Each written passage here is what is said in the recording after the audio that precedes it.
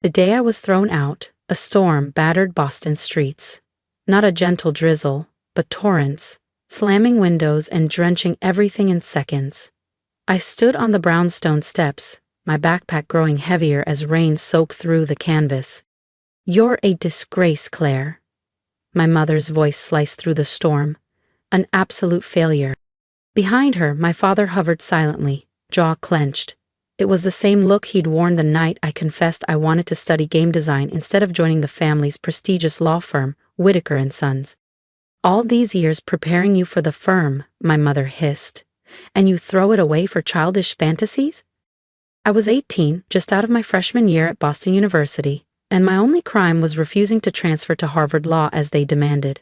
I dreamed of designing games that transported people, not writing legal briefs. "If you walk away now," my mother spat, voice sharp as broken glass, "never come back. You'll get nothing from us." I pulled my hood tighter and looked her dead in the eye. Good. They'd expected tears. Apologies. Instead, I turned and marched into the rain, leaving the Beacon Hill townhouse that had been my gilded prison. Her words chased me down the steps. "You'll fail, Claire. You'll crawl back when your silly dreams collapse." But I never looked back. The first months were brutal. I crashed on my roommate Eva's futon, working at a bookstore by day and waiting tables at night. Every free moment was spent coding, drawing characters, learning Unity. Eva's cramped apartment became my refuge. While my family dined at fancy galas, I sat cross-legged on the floor, surrounded by sketch pads and coffee cups. "You're nuts," Eva would laugh, watching me work till dawn, "but the best kind of nuts." And she was right. 6 months in, I finally hit my first break. A small indie game I designed caught the eye of a Boston-based gaming startup. They didn't offer millions, but they offered something better. A shot. A junior game developer role with flexible hours so I could keep working on my own projects. I grabbed it without hesitation. My family's law firm, Whitaker & Sons, was all about tradition, courtrooms, and prestigious clients. The empire my grandfather built in the 1950s. They couldn't fathom why anyone would spend days coding games or drawing digital art, but I saw the future in pixels and players. While they clung to old money and reputation, I was learning Unity, VR development, and new ways to build entire worlds. 1 year turned into 2, then 3. I advanced from junior developer to lead designer at another studio. My first significant game, a narrative-driven indie title, began gaining buzz online. I wasn't wealthy yet, but I made enough to rent a tiny loft in Cambridge and pour myself into my work. Through mutual friends, I occasionally heard scraps about my family. My cousin Amelia stepped into the role once planned for me at Whitaker & Sons. My parents hosted gala dinners, keeping up their image as Boston's legal royalty. They had erased me from their carefully curated narrative. That suited me fine. I was crafting my own. The real turning point came 4 years after that stormy night. My game had evolved into something bigger, a platform for indie creators, offering tools to build immersive experiences. I named it Dreamforge Studios. When venture capital interest arrived, I was ready. The first funding round valued Dreamforge at $18 million, 0 cents. 6 months later, we'd doubled that. I moved into a modern condo near Kendall Square, but kept my life simple. Every dollar went into talent, tech, and growth. Eva, who'd given me a place to crash, became my creative director. "Look at us now," she'd say, surveying our bright, bustling studio. "From ramen noodles to redefining gaming." I'd just smile, remembering cold rain and defiance. Then came the day that changed everything. I was in my office, studying potential partnerships that could take Dreamforge even further. A familiar name blinked on my screen. Whitaker & Sons. My family's firm was in trouble. While I'd raced ahead into the world of digital entertainment, they'd clung to mahogany desks and dusty legal tomes. Their revenue had shrunk steadily over the past year. They desperately needed to modernize. But my mother's pride ran deeper than any courtroom ruling. I dug into their financials, curiosity gripping me. The reality was worse than gossip suggested. They were bleeding cash. Around $5 million 0 cents would buy them time to pivot, invest in legal tech, and survive Boston's increasingly competitive market. I sat there staring at spreadsheets when my phone lit up. The number was one I hadn't seen in 6 years. But I'd never forget it. My mother's number. I let it ring 4 times, each chime echoing the night she'd said, "You're a disgrace, Claire, an absolute failure." On the 5th ring, I answered. "Hello, Mother," I said evenly. "I've been expecting this call." Silence stretched so long, I wondered if she'd hung up. Then she cleared her throat.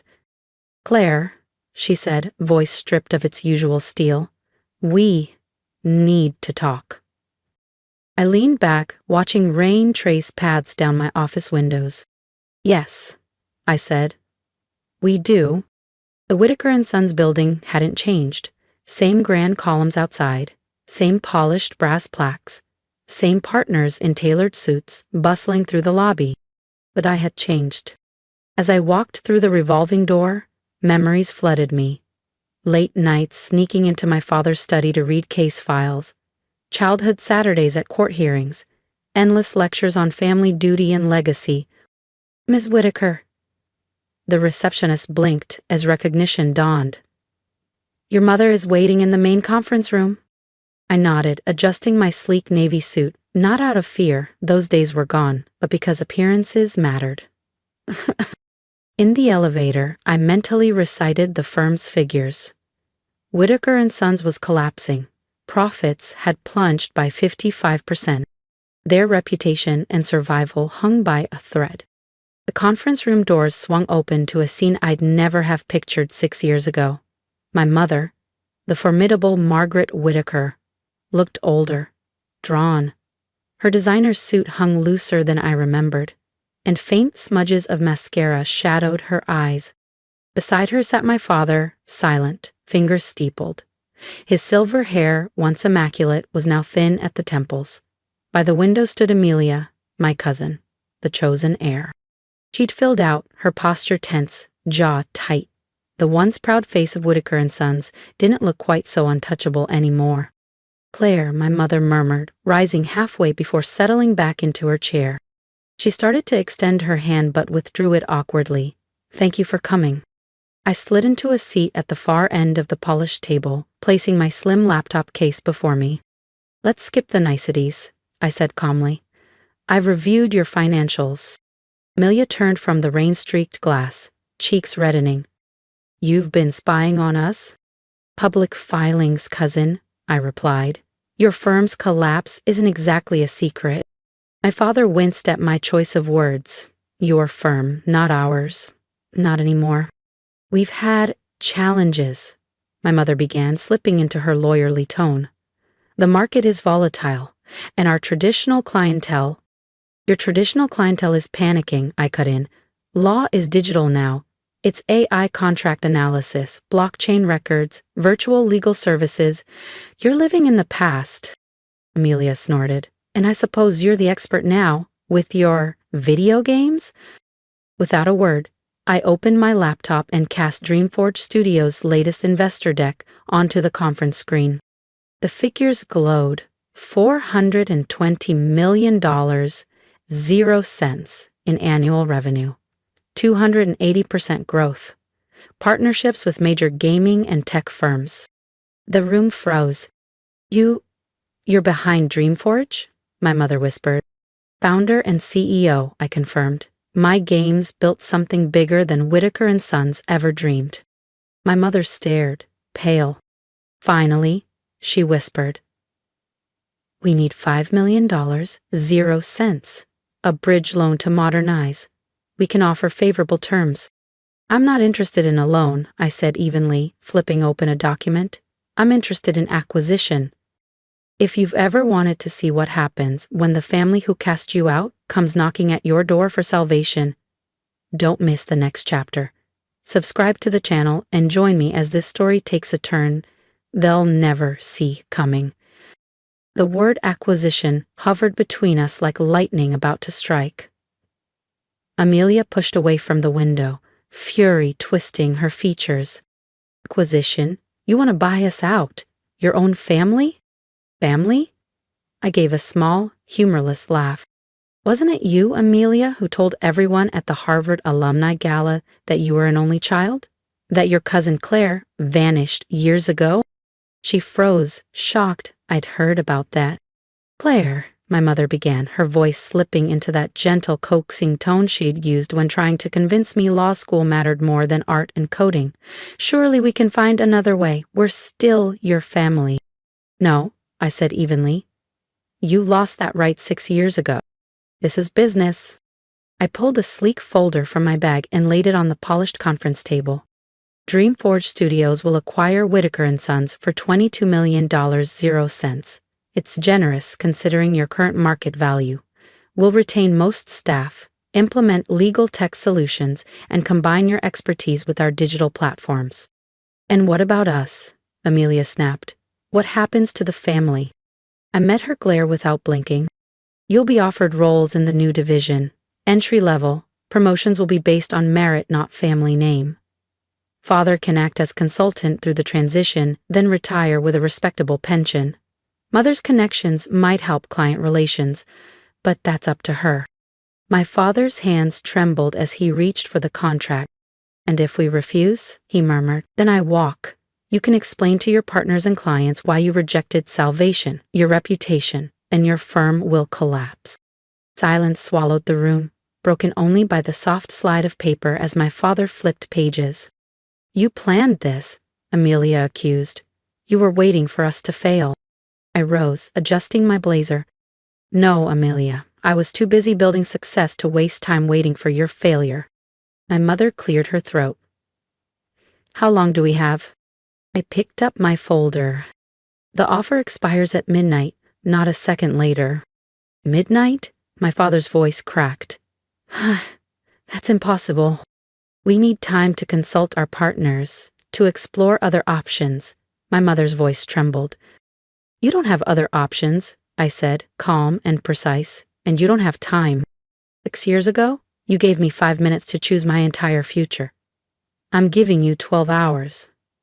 I'd say that's generous. I headed for the door but paused, glancing over my shoulder. Oh, and one more thing. I turned fully to face them. When you sign, and you will sign, I want you to use the same Mont Blanc pen you used to sign the letter refusing to fund my transfer to art school. The one engraved with Whitaker & Sons. I believe it's still in your desk drawer, Mother. The flicker of shock across her face told me I was right. She remembered that pen, and what it had destroyed. How did you... she began. I'll be back at 11:45 p.m., I interrupted. Try not to be late, time is money. Isn't that what you always taught me? Then I left them in a conference room, heavy with shattered pride, and a contract that would rewrite history. As the elevator doors whispered shut, my reflection stared back at me from brushed steel. For the first time in that building, I saw a victor. The next 12 hours would be fascinating. 11:43 p.m., Boston's skyline glittered below the Whitaker & Sons conference room like stars scattered on midnight silk. I stood at the window where Amelia had stood that morning, my silhouette overlapping the neon glow. The door clicked open. Punctual. My mother entered first, followed by my father and Amelia. All three looked drained, shadows beneath their eyes. My mother clutched a slim leather pen case, white knuckles giving her away. The partners approved the acquisition, she said hoarsely. I turned, absorbing their defeated posture. I expected nothing less, I said softly. You had no other choice.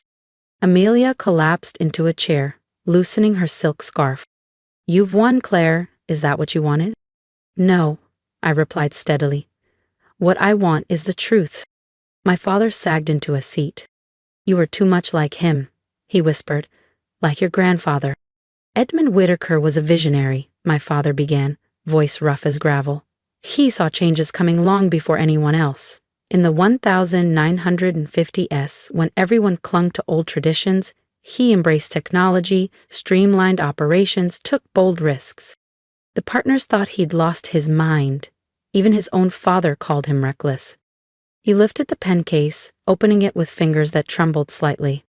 But he proved them all wrong, built this firm from nothing into a powerhouse, He looked up, eyes glassy. And you, he swallowed, you've got that same fire, that same relentless drive. It terrified me. Because I'm not like you, I finished gently, realization dawning. You're a caretaker, not a builder. You wanted the firm frozen in time the way you inherited it. I wanted stability, he whispered. Security. When you started talking about AI legal tools, virtual hearings, transforming everything, I saw Edmund in you. He glanced away, and I remembered how scared I'd been every time my father risked the firm's future on something new. My mother touched his shoulder. We thought we were protecting you, and Amelia? She's like your father. Careful. Predictable. Or, I leaned forward, hands on the table, and look where the safe bet got us, on the brink of collapse, while the so-called dreamer built a tech empire. My father exhaled shakily. We were wrong about everything, about you. He pulled out the Whitaker & Sons pen, the same one he'd used to deny my art school application. Its gold engraving glinted under the lights. Before I sign, he said softly, I need to know. What happened after that night? How did you survive? I sat opposite him, a surprising tenderness rising in my chest. The first months were brutal. 2 jobs, crashing on Ava's futon, coding until dawn. But I had something you never gave me. Freedom to fail, my mother echoed. Yes, when your own family abandons you, every small win feels huge, and every failure just another lesson.